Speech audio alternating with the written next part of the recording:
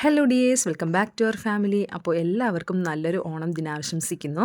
Late ആയിട്ടുണ്ടെന്ന് അറിയാം, എന്നാലും എൻ്റെ ഈ ആശംസ നിങ്ങൾ സ്വീകരിക്കുന്നത് തന്നെയാണ് എൻ്റെ വിശ്വാസം. ഓണത്തിൻ്റെ അന്ന് തന്നെ ഈ ഒരു വീഡിയോ നിങ്ങളെ കാണിക്കണമെന്നായിരുന്നു ആഗ്രഹം. പക്ഷേ നമുക്കത് പറ്റിയിട്ടുണ്ടായിരുന്നില്ല. കുറച്ച് ബുദ്ധിമുട്ടുകളൊക്കെ ഉള്ളതുകൊണ്ട് തന്നെ വീഡിയോസ് എഡിറ്റ് ചെയ്യാനും അപ്ലോഡ് ചെയ്യാനും പറ്റിയിട്ടുണ്ടായിരുന്നില്ല.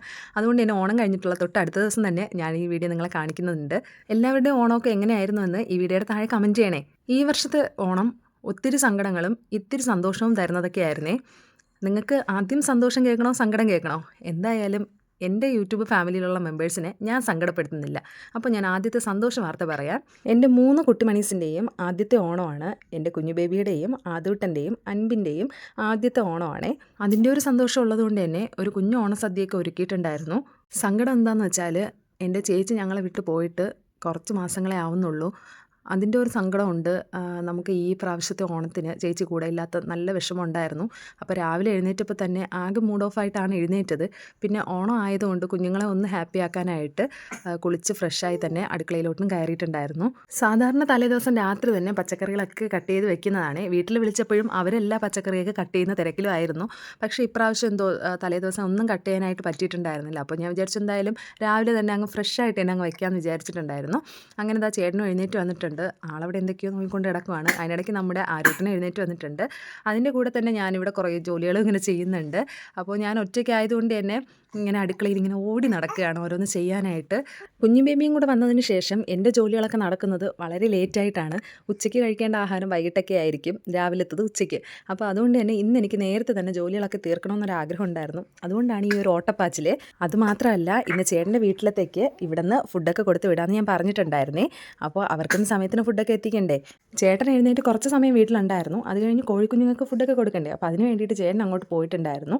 ഫുഡൊക്കെ റെഡിയായി കഴിയുമ്പോൾ ഞാൻ വിളിക്കാം, എന്നിട്ട് വന്ന് എടുത്തിട്ട് അച്ഛനും അമ്മയ്ക്കും കൊണ്ട് കൊടുത്താൽ മതിയെന്ന് പറഞ്ഞിട്ടുണ്ടായിരുന്നു. ആ ഒരു ടൈമിൽ വരാമെന്നാണ് പറഞ്ഞത്. അപ്പോൾ എനിക്ക് ഒരു 12 മണിക്കെങ്കിലും എൻ്റെ ജോലിയൊക്കെ തീർക്കണമെന്നായിരുന്നു ആഗ്രഹം. അതുകൊണ്ട് തന്നെ ഞാനൊരു 8 മണിയൊക്കെ ആയപ്പോഴാണ് എഴുന്നേറ്റത്. സ്കൂൾ അവധി ആയതുകൊണ്ട് ആ ഒരു സമയത്തൊക്കെ അങ്ങനെ എഴുന്നേൽക്കുന്നത് കുറവാണ്. 9-10 മണിയാവും. കാരണം കുഞ്ഞു ബേബി നമ്മൾ രാത്രി ഉറക്കില്ലല്ലോ. അപ്പോൾ അത് ആരൂട്ടനാണെങ്കിൽ രാവിലെ തന്നെ എഴുന്നേറ്റ് വന്ന് എൻ്റെ ഈ അടുക്കളയിലെ തട്ടലും മുട്ടലൊക്കെ കേട്ടപ്പോൾ ആൾ എഴുന്നേറ്റ് വന്നിട്ടുണ്ടായിരുന്നു.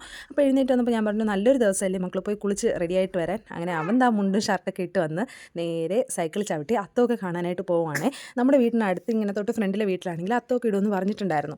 അപ്പോൾ മോനോട് രാവിലെ ആങ്കിൾ പറഞ്ഞിട്ടുണ്ട് വരണേ എന്നുള്ളത്. അതുകൊണ്ട് തന്നെ നേരെ ആ ഒരു വീട്ടിലോട്ടാണ് പോകുന്നത് അത്തം കാണാനായിട്ട്.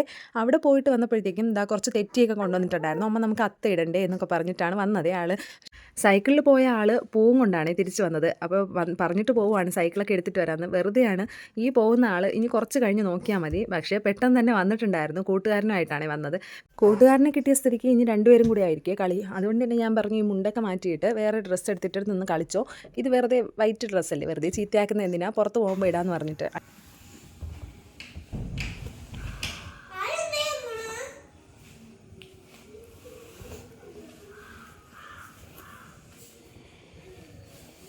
അങ്ങനെ കൂട്ടുകാരനും കളിയുമായി. കുഞ്ഞു ബേബി ഉണർന്നിരിക്കുകയാണ്. അപ്പോൾ ഞാനിങ്ങനെ അവളോട് പറയുകയാണ്, മോളുടെ ഫസ്റ്റ് ഓണമാണെന്നൊക്കെ പറഞ്ഞിട്ട് ഇങ്ങനെ അവളിങ്ങനെ കളിപ്പിക്കുന്നുണ്ട്. അപ്പോൾ ഇതിൻ്റെ ഇടയ്ക്ക് അടുപ്പിൽ നമ്മുടെ കുറച്ച് സാധനങ്ങൾ ഇരിപ്പുണ്ടേ.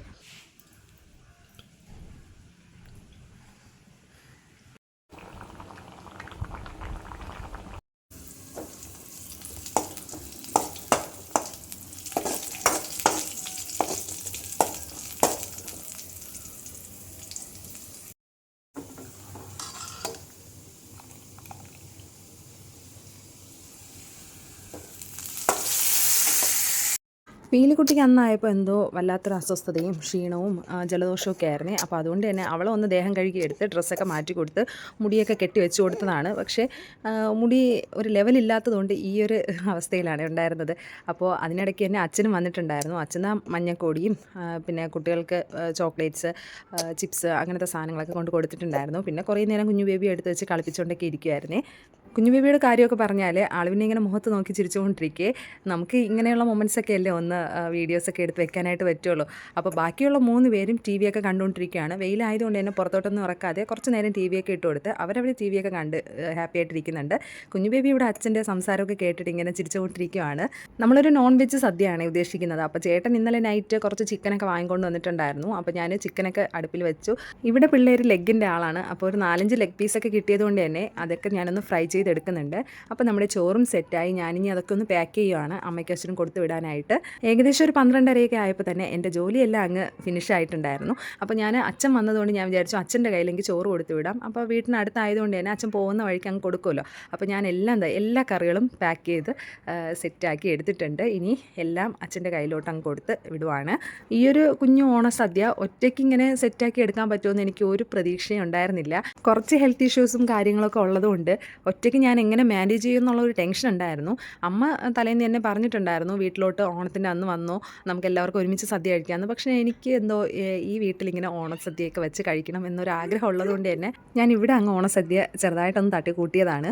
അച്ഛൻ പോകാൻ ഇറങ്ങിയപ്പോഴത്തേക്കും കുഞ്ഞു ബേബി പിന്നെ അച്ഛനെ നോക്കി കുറേ നേരം ചിരിച്ചുകൊണ്ടൊക്കെ നിൽക്കുകയാണേ.